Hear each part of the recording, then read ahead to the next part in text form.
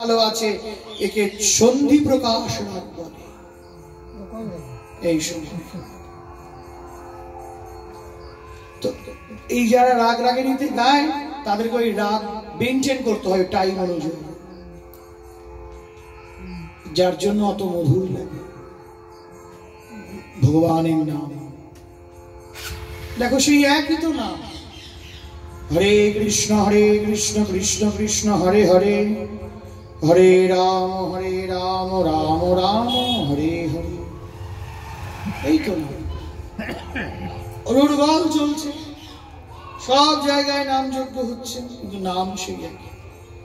এই নামে এতটাই সুধা দান করা, এই নামে এতটাই মাধুর্য দান করা যে প্রত্যেকে এই নাম রসসুধা পানে মুগ্ধ হয়ে যায়।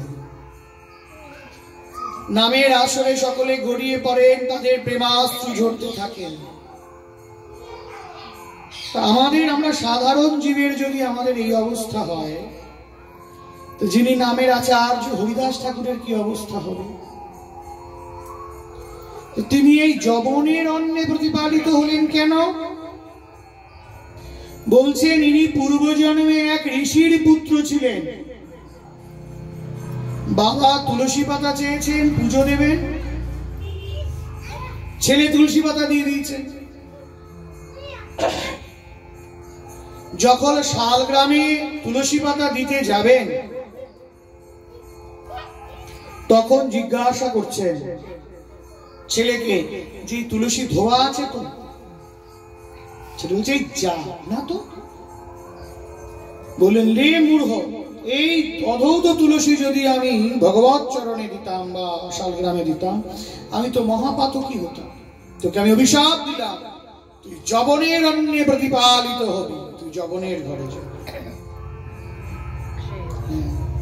সেই বিষয়।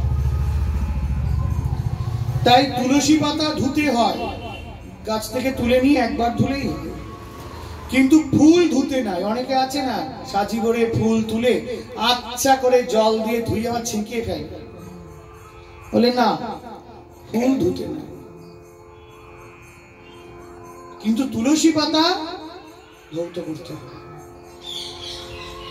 অধৌত তুলসী পাতা দেওয়াজনিত কারণে তাকে যবনের অন্নে প্রতিপালিত হতে হয়েছে। তো সেই নামাচার্য হরিদাস ঠাকুর 22 বাজারে তাকে বেত্রাঘাত করা হচ্ছেন। তখন শাসক ছিলেন মুসলিম, যে ও মুসলমানের ছেলে হয়ে কেন ভগবানের নাম করবে? 22 বাজারে বেত্রাঘাত হচ্ছেন। যারা বেত্রাঘাত করছেন তারা অসুস্থ হয়ে পড়ছেন, যে মারতে মারতে তো আমরা নিজেই কাহিল হয়ে গেলাম, কিন্তু হরিদাসের কি অবস্থা? হরিদাসকে বলছেন যে হরিদাস, তুমি যদি না মারা যাও তাহলে আমাদের প্রাণ যায়। সবাই বলছেন হরিদাসের জীবে যতক্ষণ এই ভগবানের নাম থাকবে ততক্ষণে মরবে।